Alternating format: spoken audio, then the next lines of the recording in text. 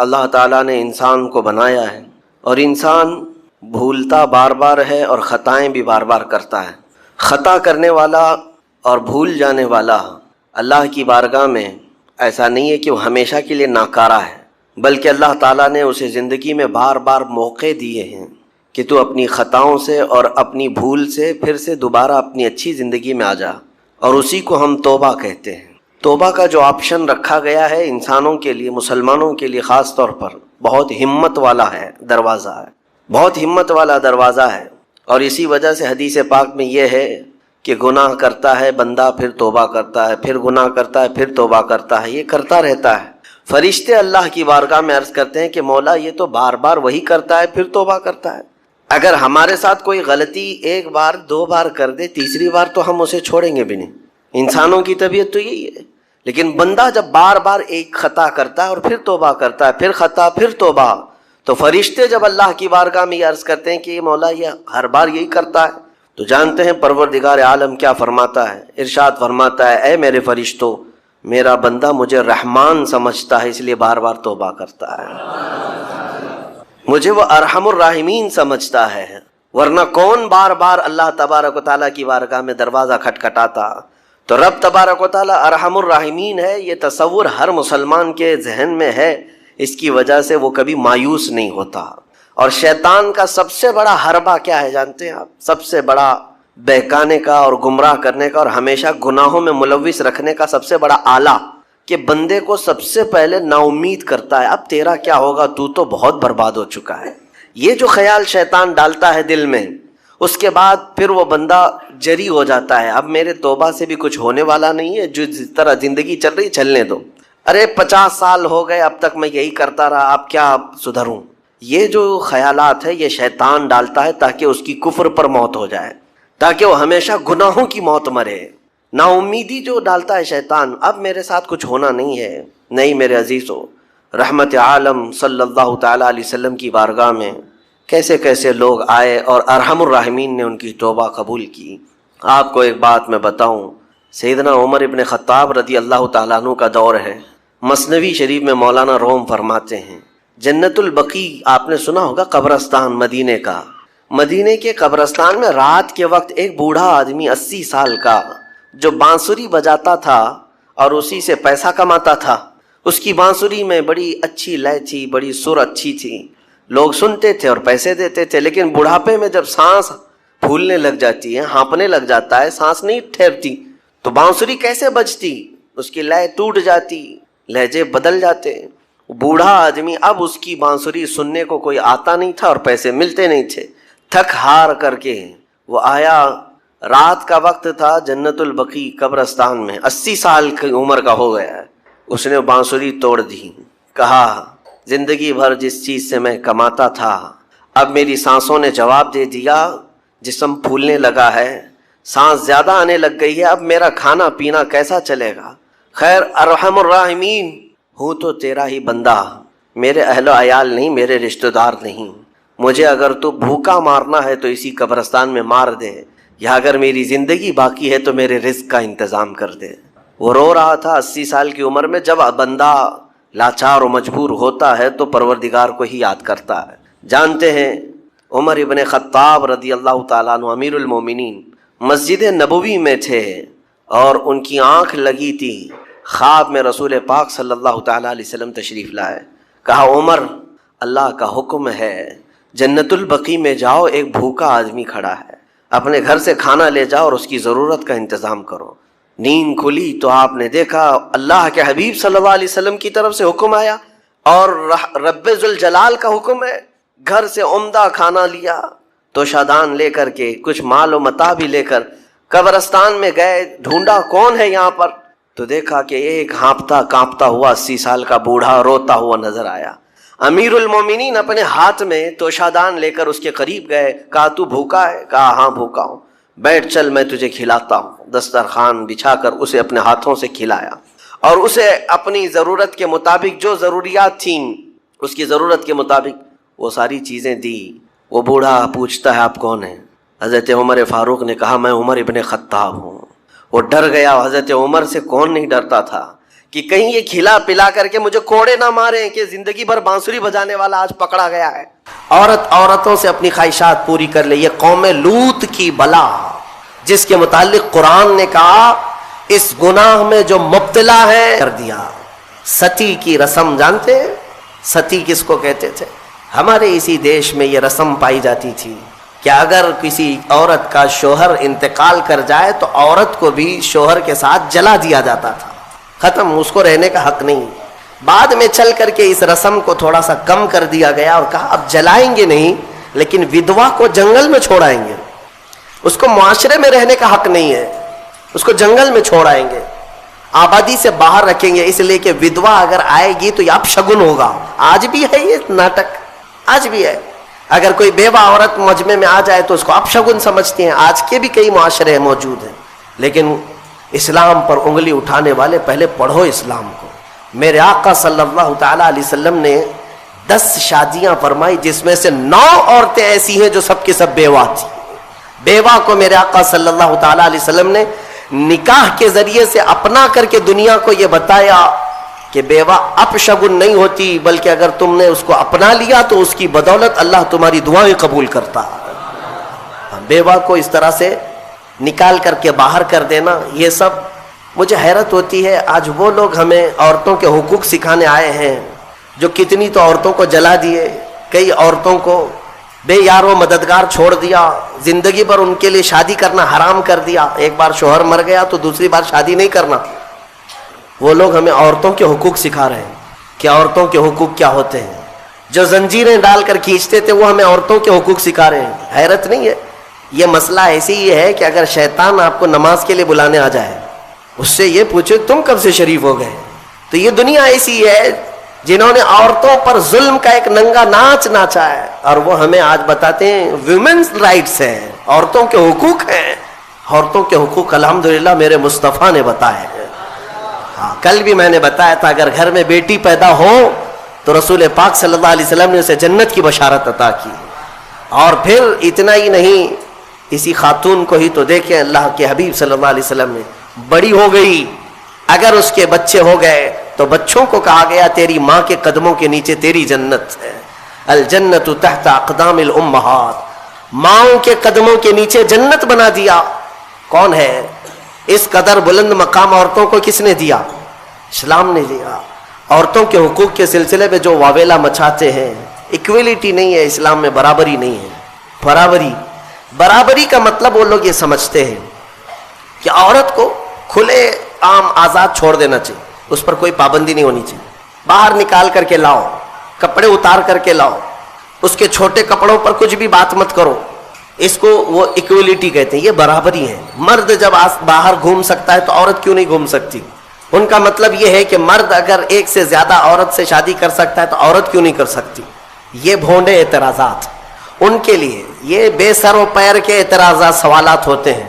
میں ان کو ایک اچھا مشورہ دیتا ہوں، عورتوں سے برابری کرنا ہے، ظاہر سی بات ہے، برابری ہر چیز میں ہونی چاہیے، ہر چیز میں ہونی چاہیے۔ عورتوں کے ساتھ برابری کرنے میں شادی کر لو، ایک سال بچہ وہ جنے گی، دوسرے سال تم بچہ جنو، ایک سال وہ حمل کی تکلیف اٹھائے گی، دوسرے سال تم حمل کی تکلیف اٹھاؤ۔ بھائی ساری تکلیفیں عورت کو ہی کیوں؟ ہو سکتا ہے یہ پاسبل ہے، تو تمہیں پتہ ہونا چاہیے کہ ہر مخلوق کی اللہ نے کچھ خصوصیات رکھی ہیں۔ مرد کی اپنی خصوصیات ہے، عورت کی اپنی خصوصیات ہے، ان کی بناوٹ میں بھی اللہ تبارک و تعالیٰ نے فرق رکھا ہے۔ مرد کے ہاتھ عورت کے ہاتھ کی طرح نہیں، مرد کا جسم عورت کے جسم کی طرح نہیں، ساری چیزوں میں فرق موجود ہے۔ اسی لیے قرآن نے مردوں کو کمانے کا حکم دیا اور عورت کو امور خانہ داری اور بچوں کی تربیت کا حکم دیا۔ جس کی جیسی کیٹیگری ہے ویسے اسلام نے حکم دیا۔ اس چیز کو لے کر کے یہ اسلام پر اعتراضات کرتے ہیں۔ آج پاکستان کی سڑکوں پر کچھ عورتیں بینر لے کر کے اتری اور اس بینر پر یہ لکھا ہوا ہے کہ میرا جسم میری مرضی، کہ ہمیں آزاد چھوڑ دیا جائے، 4 دیواری ہمارا گھر نہیں ہے، پوری دنیا ہماری ہے۔ یہ وہ جانور عورتیں ہیں جنہیں جنگل چاہیے، جنگلیوں کی طرح سے وہ زندگی جینا چاہتی ہیں۔ یہ سارے خیالات کس نے ان کے ذہنوں میں ڈالے؟ یہ وہی دنیا جو ہمارے معاشرے کو تباہ و برباد کرنا چاہتی ہے. میں اپنی بچیوں سے کہنا چاہتا ہوں ان کے میٹھے چپڑے نعروں میں مت آنا, یہ تمہیں کہیں کا نہیں چھوڑیں گے. آج جاؤ یورپ کو جا کر دیکھ لینا, امریکہ کو جا کر دیکھ لینا, وہاں پر پورا نظام درہم برہم ہے. جو پوش کہتے ہیں نا وہ صرف اور صرف پیسے میں پوش یا پھر عیاشی میں پوش نظر آتے ہیں. اخلاق جو انسان کے ہیں وہ مر چکے ہیں. پرسنٹیج کے اعتبار سے دیکھا جائے تو اب میں ایگزیکٹ نہیں بتا پاؤں گا, لیکن بہت زیادہ پرسنٹ ایسا ہے کہ وہاں شادی کا نظام ہی ختم ہو چکا ہے. شادی کا نظام ہی نہیں. لڑکا کسی بھی لڑکی کے ساتھ زندگی گزارتا رہے, بچہ ہو جائے, 2 ہو جائے, اس کے بعد دونوں کہتے ہیں اب شادی کر لیں ہم لوگ. 1-2 بچے ہونے کے بعد پلان کرتے ہیں کہ شادی کر لیا جائے. اس وقت تک شادی ہی نہیں ہوتی. اگر انڈرسٹینڈنگ ٹھیک رہی تو آگے شادی کر لیں گے 2 بچے کے بعد, نہیں تو پھر چھوڑ کر کے پھر کسی اور کے ساتھ. وہاں کے اکثر بچوں کو یہ پتہ ہی نہیں ان کا اصلی باپ کون ہے. 2-2 3-3 کے ساتھ اس طرح کی زندگیاں گزرتی رہیں. میرا دین یہ نہیں ہے. میرے دین کی خصوصیت یہ ہے کہ اسلام نسب کی حفاظت کرتا ہے. نسب کی حفاظت کرتا ہے. آپ کو پتہ ہے اسلام کا یہ جو نظام ہے, ایک انگریز نے کہا, اس نے ریسرچ کر کے کہا عورت کو اگر کسی نے طلاق دے دیا, توجہ چاہتا ہوں, اگر کسی نے طلاق دے دیا تو اس کی عدت کیا ہے. وہ عورت دوسرے مرد سے اگر نکاح کرنا چاہے تو کب کرے گی. ادھر فوراً زید نے طلاق دے دیا, دوسرے دن دوسرا شادی کر سکتا ہے. عدت ہے نا, آپ کو پتا ہے عدت کیا ہے. یہ عدت کیا ہے, 3 بار عورت کی ماہواری آ جائے, طلاق کے بعد 3 بار عورت کا حیض آ کر ختم ہو چکا ہو, 3 بار حیض آیا اور 3 بار وہ پاک ہوئی, تب اس کی عدت ختم ہو گئی. اب وہ چاہے تو کسی اور سے نکاح کر سکتی. یہ طریقہ ہے شریعت اسلامیہ میں. یہ کیوں رکھا گیا؟ ایک دانشور ہے, بڑا پڑھا لکھا آدمی ہے, لیکن اسلام سے اس کا تعلق تو نہیں, مسلمان نہیں ہے. اس نے کہا مجھے اس بات پر بہت حیرت ہوئی جب میں نے یہ دیکھا عدت کا کیا مسئلہ ہے, اس میں کیوں رکھا گیا. تو اس نے کہا کہ سائنس کے اعتبار سے میں نے پوری جانچ پڑتال کر کے دیکھ لیا کہ اگر عورت پہلے والے شوہر کے ساتھ کچھ راتیں بھی گزاری ہو, کچھ راتیں گزاری اور اس کے بعد پہلے شوہر نے طلاق دے دیا, تو پہلے شوہر کا نطفہ اگر عورت کے جسم کے اندر موجود ہے تو وہ کب تک باقی رہتا ہے. تو سائنس کہتی ہے 3 بار عورت کو اگر ماہواری آ گئی تو پہلے والا سارا نطفہ پاک ہو چکا ہوتا ہے, پہلے والے کا کچھ بھی ذرہ بھی باقی نہیں رہتا. اب وہ پوری مکمل کلین ہے, تب جا کر کے وہ دوسرے شوہر کے لیے تیار ہے, دوسرا نکاح کر سکتی ہے. میرے عزیزوں, یہ میں نہیں کہتا, غیروں نے جو پڑھا ہے وہ کہتے ہیں کہ اسلام نے یہ عدت کا جو نظام رکھا ہے وہ صرف اس لیے کہ آنے والا بچہ اس کے نسب میں کوئی اختلاط نہ ہونے پائے, نسب میں کوئی اختلاط نہ ہونے پائے. عورتوں کی بھی حفاظت اور بچوں کی بھی حفاظت. الحمدللہ مجھے فخر ہے اس بات پر کہ دین اسلام نے یہ پاکیزہ نظام رکھا ہے, پاکیزہ نظام. آپ کو پتا ہے آج دنیا یہ سارا نظام درہم برہم کرنا چاہتی ہے. ہاں, جو ماڈرن کلچر کے دل دادا ہیں ان سے میں کہتا ہوں جاؤ ذرا یورپ کو دیکھو, انہوں نے شادیوں کا نظام ختم کر دیا. شادیوں کا نظام ختم کرنے میں کئی چیزیں ان کے ساتھ آئی, میں بتاتا ہوں. ایک سسٹم ہے جو کام کر رہا ہے, شیطان کے پجاری ہیں وہ, ڈیول ورشپرز, شیطان کے پجاری. وہ صحیح طریقے سے جو نباہ ہوتا ہے اس کو ختم کرنے پر لگی ہوئی ایک ٹیم ہے, ایک پوری ٹیم کام کرتی ہے. وہ مردوں کو عورتوں سے دور رکھیں, عورتوں کو مردوں سے, یا اگر رکھیں تو ناجائز طریقے سے رکھیں. اس کے لیے کیا کیا طریقے اپنائیں. میں 2 سال قبل شاید یا 3 سال قبل کی بات ہے, شب قدر میں نے اس کو عرض کیا تھا. پورا نظام جو یہ معاشرتی جو نظام ہے, ازدواجی جو نظام ہے, اس کو مار ڈالا ہے یورپ کے کئی کلچرز نے. کیا کیا جانتے؟ مردوں کو خود اپنے ہاتھوں سے تسکین حاصل کرنے کے طریقے سکھا دیے کہ عورت کی ضرورت ہی نہ پیش آئے, اپنے ہاتھوں سے شہوت کو پورا کر لو, خواہشات پوری کر لو. اس کے لیے انہوں نے کھلونے بنائے, آلے بنائے, ساری چیزیں بنائی تاکہ شادی کا نظام ہی نہ رہے. عورتوں کو بھی اسی طرح سے تباہ و برباد کر دیا کہ عورتیں بھی اس نظام میں نہ آئیں. وہ اپنی جسمانی خواہش پوری کرنے کے لیے پلاسٹک کا بھی سہارا لے لیں, کسی بھی دوسری چیزوں کا سہارا لے لیں. میں نے جب یہ پڑھا کہ باہر کئی جگہ پر مارکیٹ میں باضابطہ سلیکون کی پوری عورتیں ملتی ہیں، پورا کا پورا مرد ملتا ہے. سلیکون ایک ربر ٹائپ کا، اس کا پورا خوبصورت مرد بھی بنایا جاتا ہے، خوبصورت عورت بھی بنائی جاتی ہے، تاکہ جسے اپنی جسمانی خواہش پوری کرنا ہو تو ان کھلونوں کے ساتھ پورا کر لے اور اپنے آپ کو تباہ و برباد کر لے. ہوگا کیا اس سے؟ یہ نظام ختم کرنا ہے ان کو کہ ازدواجی نظام ہی نہ رہے، نہ بچے ہوں نہ صالح معاشرہ ہو. نظام ختم کریں. بہت لوگ اس میں تباہ و برباد ہو چکے. یہ سلیکون کی گڑیا اور گڈے بنائے گئے، ان کی زندگیوں میں داخل کیے گئے. یہ ہٹ گیا تو پھر ان لوگوں نے کئی ملکوں میں LGBT کمیونٹی کو متعارف کرایا. یہ کیا ہے؟ LGBT کمیونٹی ایک معاشرہ ہے، یہ پوری دنیا میں کام کر رہے ہیں. 50 لاکھ سے زیادہ کے ممبر ان کے ہندوستان میں ہیں. ہر کنٹری میں ان کو سہولیات دی جا رہی ہیں. یہ کون لوگ ہیں؟ یہ وہ لوگ ہیں کہ مرد سے اور عورت سے اپنی خواہشات پوری کریں. ہومو سیکسولیٹی، گےازم، لیزبین، ٹرانسجینڈر، یہ ایک پوری کمیونٹی بنی ہے کہ شادی کا نظام ہی نہ رہے. مرد مردوں سے اپنی خواہشات پوری کر لے، عورتوں سے اپنی خواہشات پوری کر لے. یہ قوم لوط کی بلا جس کے متعلق قرآن نے کہا اس گناہ میں جو مبتلا ہیں وہ دردناک عذاب میں گرفتار ہوں گے. 3 جگہ ان کا ذکر آیا ہے. حضرت لوط علیہ السلام کی قوم اس گناہ میں مبتلا تھی.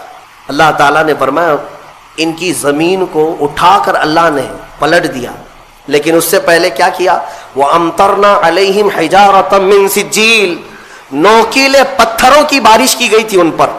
ان کے جیسی سروں پر وہ پتھر پڑتے تھے تو بھیجا نکل جاتا تھا. قوم لوط.